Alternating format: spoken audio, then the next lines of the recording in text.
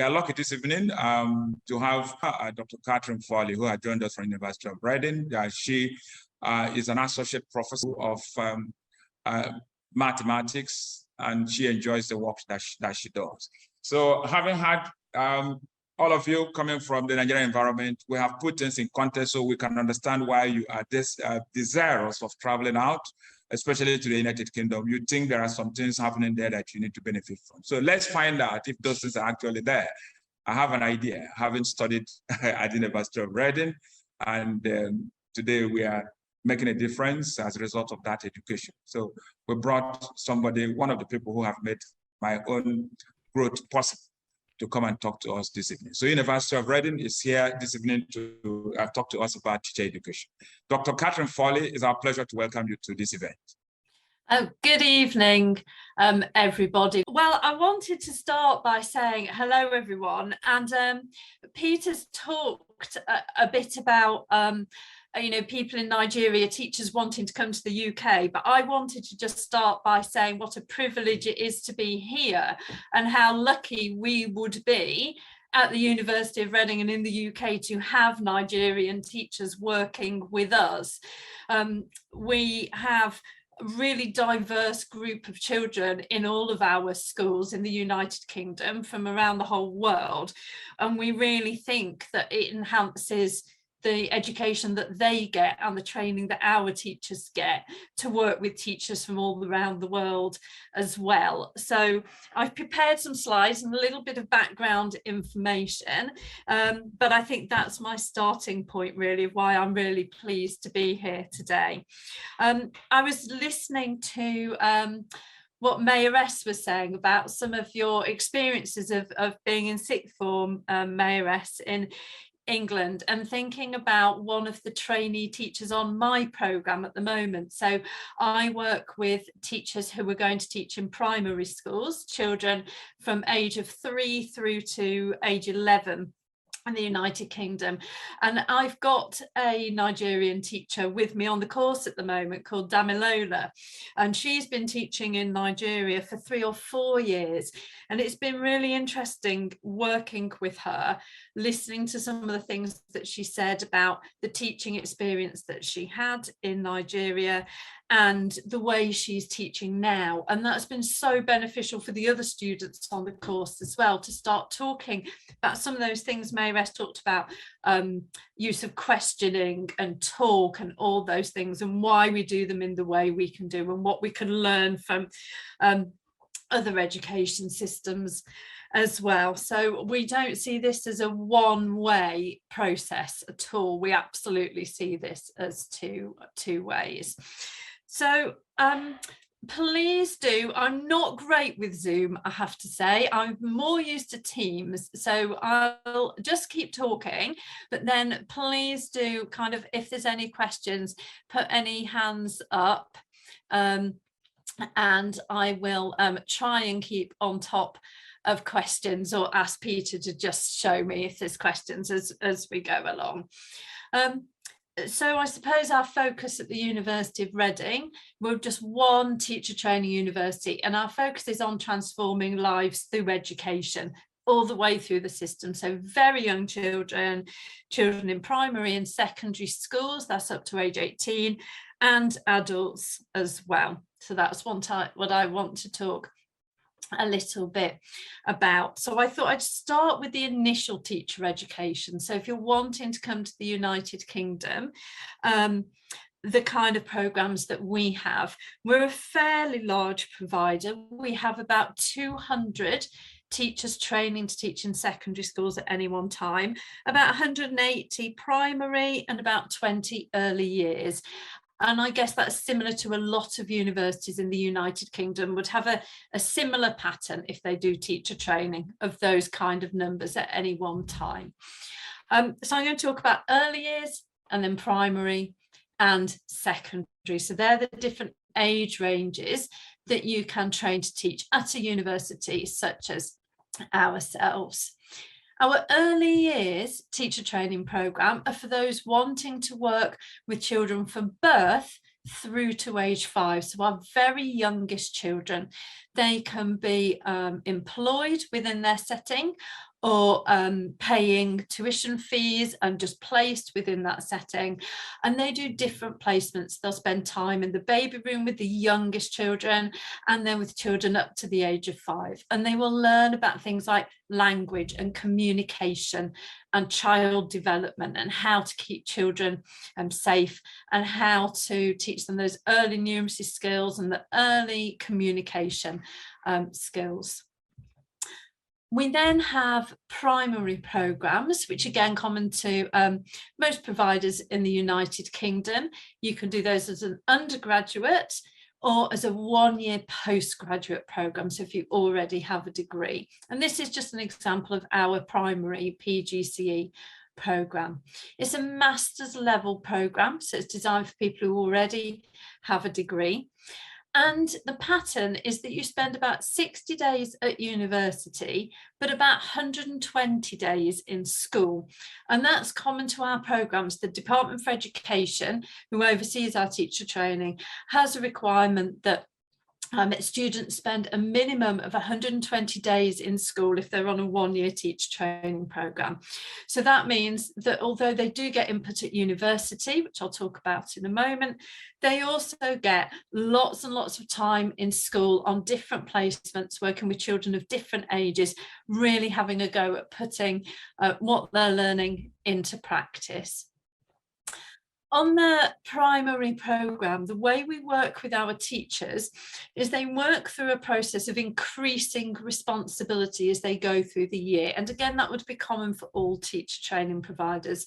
So on our model, they start in the first term of training, observing teaching, really being able to reflect, learn how to teach from teachers planning, working with groups, working with individuals, teaching individual lessons, building up those skills of teaching. So what does it mean to support children's behaviour if you're teaching them through outdoor learning, or if you're teaching PE in comparison with teaching mathematics?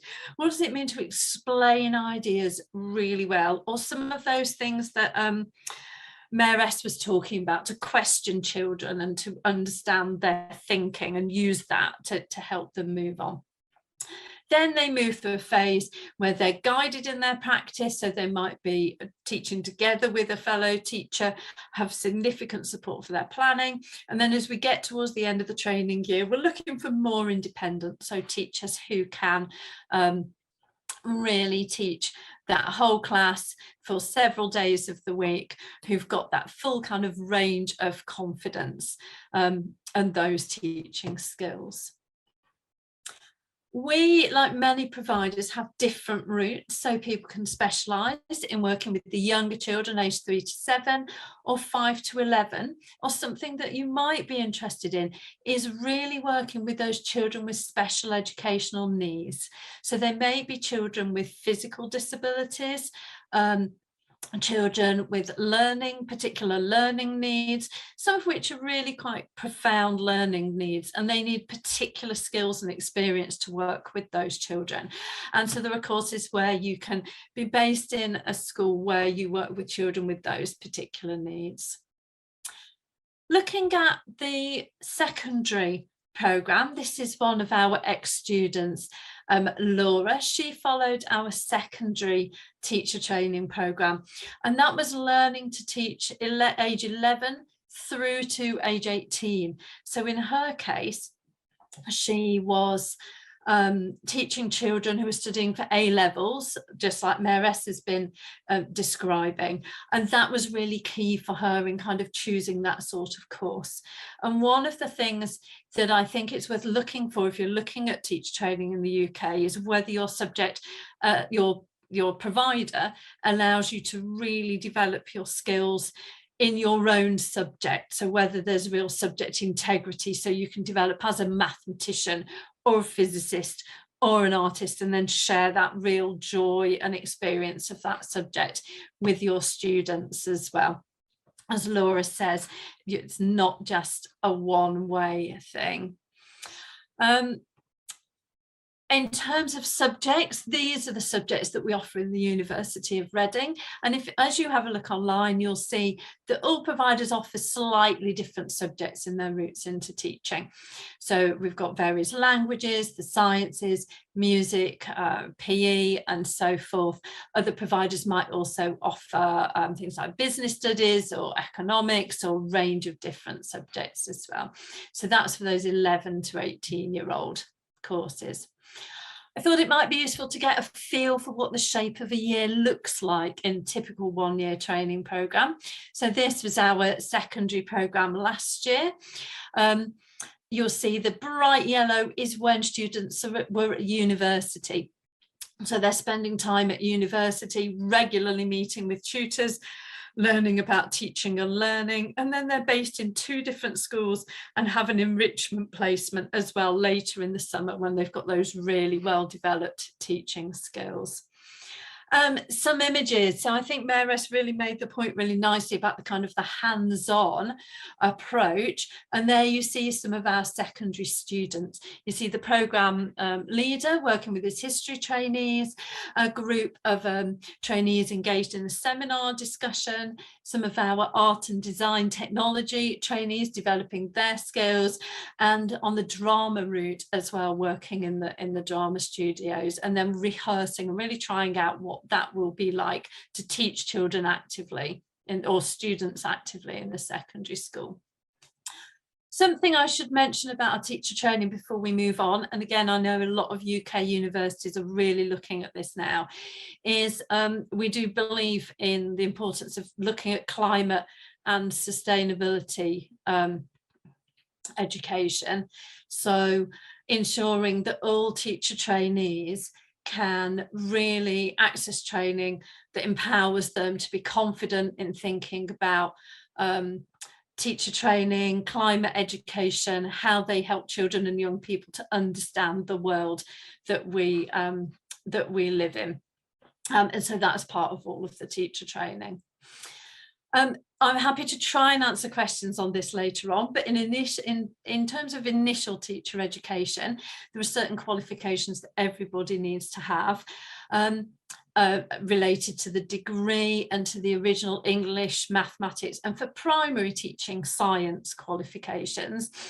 If you apply to a university such as the University of Reading, we have really strong admissions teams. So if there's any worries about kind of qualifications, whether you meet those expectations, whether you would have equivalent qualifications, then please, please, please get in touch. The team is there to help talk through it, because we know that can be quite a complex thing to make sense of.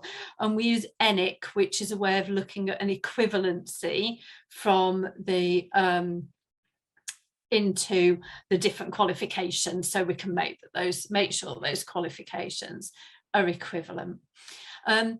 There are also things that I'm sure you're very familiar with, so the IELTS language for those colleagues for whom English isn't a first language, so we have minimum expectations for those, and then we have various checks that our government requires to ensure that everyone is fit to teach and safe to work with children and young people. If you're not looking for initial teacher training, one of the routes that ourselves and many providers will offer is an assessment only route. And that is designed for teachers who have experience teaching abroad, who want to come and teach in the United Kingdom, but without the year-long teacher training as well. So it's again worth getting in touch, finding out about that route and finding out whether you'll be eligible for that and whether your experience suits that kind of route into teaching. Okay. I thought I'd then go on to talk about a couple of other things in terms of teacher development, hoping that's okay with Peter. So I was going to just mention our master's programme as an example, and then the doctoral programmes that we run. So the master's is designed for education professionals who really want to develop their understanding and reflection in terms of education to add to their own career. Very commonly, they want to go into leadership and management, either in the United Kingdom or back home, and so they want to take that next step for their career aspirations. It might be a change of career focus. It might be actually really wanting to carry out a piece of educational research. It might be wanting to go on to do an EdD or a PhD, so doctoral study. Threaded throughout the programme is the focus on educational research. So understanding that kind of interconnection between teachers, the subject, sociology, society, politics, philosophy, the curriculum, how we can unpick all of those through the lens of being really research informed.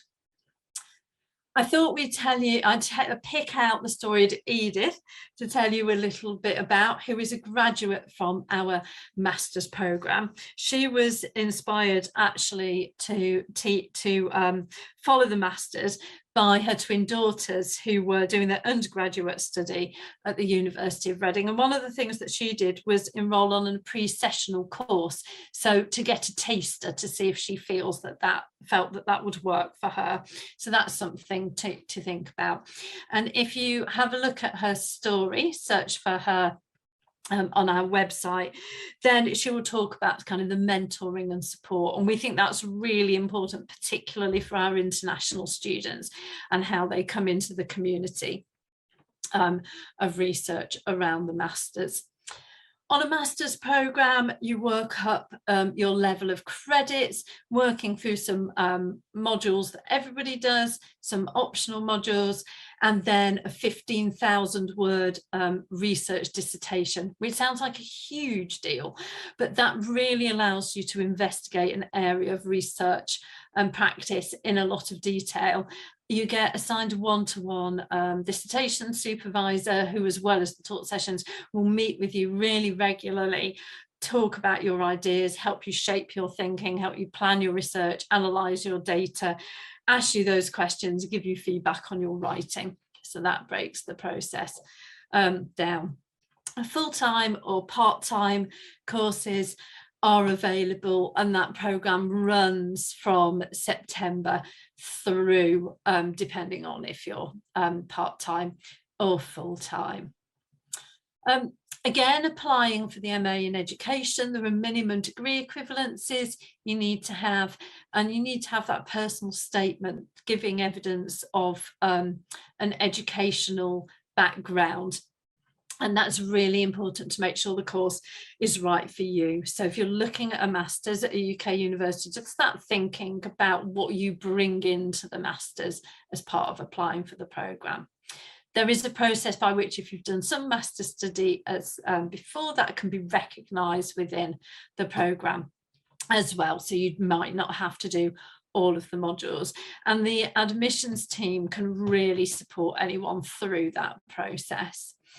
The kind of areas that you can specialise in, most universities will have specialism routes. We look at things like inclusive education, leadership and management, music education, in particular looking at early years, developing understanding of second language teaching, and that means you get to work with experts in their field. I suppose you build your programme up through looking at this optional modules and build your understanding of educational research and actually kind of what that really looks like in the classroom as you go through. Teaching is a combination of tutor time, of taught sessions, of independent study, and all takes place at a small campus, which I'll talk to you about in a moment. Then I thought I would just give a little bit of a flavour of why perhaps study at a university such as the one in Reading. And I think Peter, at the end, I'm sure you'll echo a little bit of this about really thinking about where might suit you and what might work for you. Our students often talk about the Green Campus and the proximity to London as examples of kind of being on a campus-based university, but being able to travel around and make the benefit of being in the United Kingdom as well. This is one of our previous master students talking about some of the advantages, noticing the library and the study rooms, and of course the cafe and the international market, food market, which takes place week in, week out during term time on campus.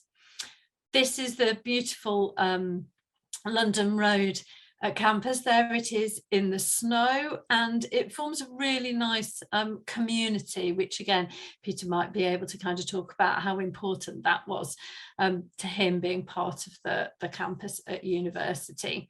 It's quite an old historic campus that has all different subjects on the site, but it's part of the wider university as well. And I think that's quite important to consider if you're looking at coming to the United Kingdom in terms of teaching, how that training opportunities will support you and what support they provide for the international student community. It can be really hard being away from home. It's important that there's a good academic tutor system, that there's places to go, that the university really thinks, for example, about if you're going to live in a hall of residence, placing you with other international students, making sure all those links are there. The final area, as we've kind of worked up, early years primary, secondary, is if you're looking to really further a career, thinking about the educational doctorate. That's designed to get a doctorate for those interested in professional practice. So that's the route that I went down. I wanted to really build my understanding of young children and how they learn mathematics and what they think about themselves as mathematicians. So I've been a primary teacher in a local school, and then done working with teachers, and then came to the university and actually carried on with my studies while I was becoming a teacher educator at the university.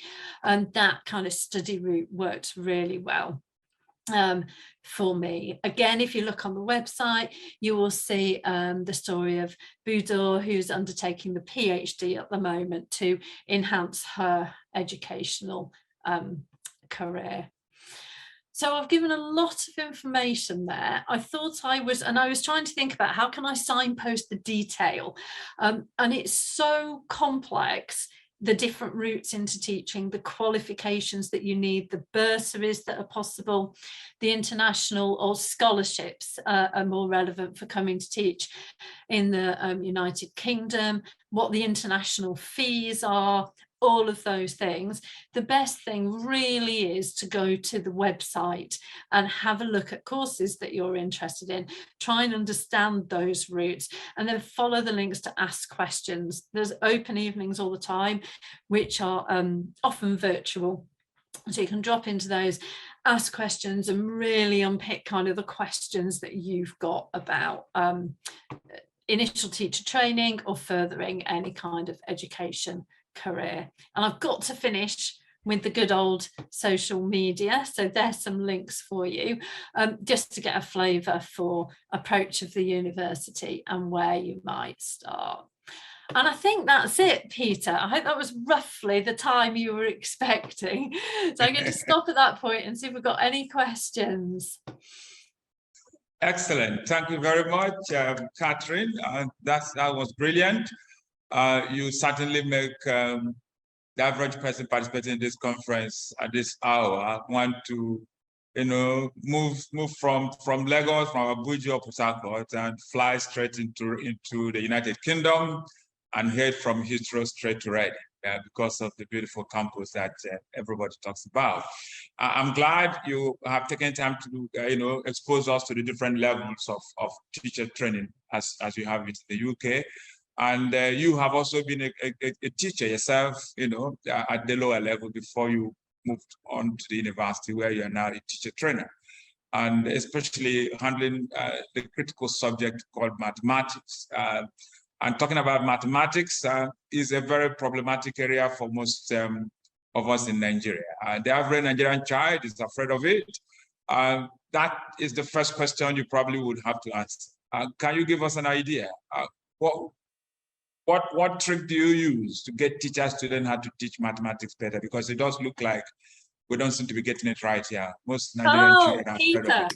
That's a great question. I could talk about that all night, but I know you've got other people coming. To get teachers teaching mathematics well, they have to love mathematics themselves. And I think sometimes if people's own experience of mathematics haven't been all that great, they can be quite reserved about teaching it, and then they can try and teach it in a very kind of formulaic way, and then the children they're teaching don't enjoy it. So in our sessions, we do a lot of exploring, questioning, using resources. So if I want children to understand calculation strategies, they've got to make numbers, they've got to add them together, they've got to put them on a number line.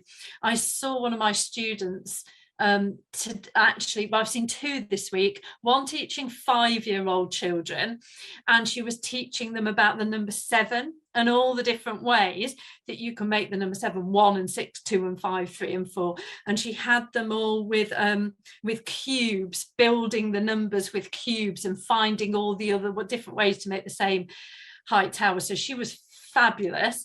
And then today I saw a teacher in London, before I rushed back to do this, who was teaching 10-year-old children, and they were learning about division strategies, and they were practicing their methods of division, but she had them looking at answers that she'd given them to work out which could be right and which ones must be wrong and how they knew.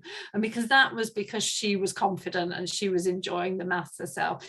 So I think that's our starting point, is to actually learn to love all the subjects that we're teaching ourselves and to understand them well, because then that's the key to bringing them to life for children, because we don't want children who don't like maths or think it isn't for them, and they'll get that from their teacher. So thank you. I won't keep going, Peter. That's a great question. Okay, so probably lastly, before we bring in Kat Scott, can you help us understand some of the challenges the average teacher coming from anywhere in Africa, might experience working with children in the UK? Really, do you have an idea here? Culturally, the elders are always believed to be right, and there's a way some teachers have taken that to the classroom where not much of interaction happens in classrooms in Nigeria. So the teacher stands in front of everyone, delivers the knowledge, people copy notes and walk away. And then they prepare for exams to enable them to get certificates that will enable them to go to the university. And so some people are worried about that, and they think that, from the news making the round on the internet, that children in the UK can be very difficult to teach. From your experience as a teacher, yeah, in a typical UK classroom, and now a teacher trainer, how much of the truth can we see in that? Yeah, I mean, I think it's all about understanding your subject really well, because first of all, on the whole, if children are well taught and the lesson is well pitched, so it's right for them and it's engaging, and they are taught the expectations you have of them, they will respond to that. I think we talk a lot about building relationships with the young people in your class, so understanding what might be causing any difficult behaviour, but we also talk a lot about having those really clear expectations. So if you are going to teach in a way that involves lots of discussion and talk and group work, you have to actively teach those young people how you expect them to interact, how you expect them to come back to being quiet at the end of discussing what your rules and routines will be. But that a good training provider will, or teacher education provider, we prefer to talk about education rather than training really, but will help beginning teachers understand that process. And so a lot of it is observation. But my experience of working with international teachers is they bring a whole wealth of experience as well. So they can then actually make suggestions in the classroom and talk to the class teacher about how they might approach things. So again, it's a two-way process. But I think not to be concerned about that, but to be prepared to have discussions, to have those lessons that don't go very well, because that happens to all of us when we're teaching.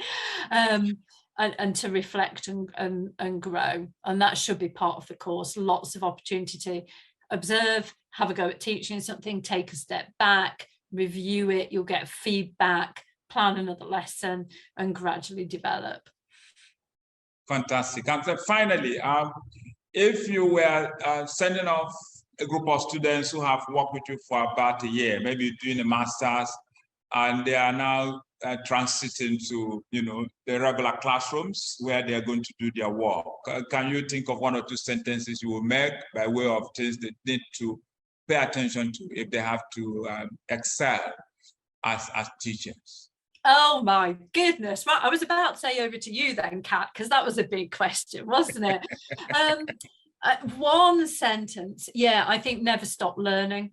Always be willing to be surprised and learn about the children in front of you and how to teach them well. And I think if teachers take that into their teaching, then they don't tend to go far wrong. So I'm going to go with that. I'm going to finish the call, Peter, and I think lots of different things, but I'm going to go with that. Thank you very much. Yeah, we're very grateful to you, Dr. Catherine Farley. You are an associate professor of mathematics at the Institute of Education, University of Reading. We are very happy about the fact that you found time to join us this evening. We have learned significantly, a lot from you, and we hope to make the best use of it.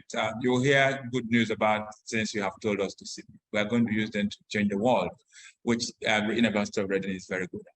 Thank you, and do enjoy the rest of your evening. Thank you, Peter, and best of luck with your next steps, whatever they turn out to be, everybody. Excellent. Thank you.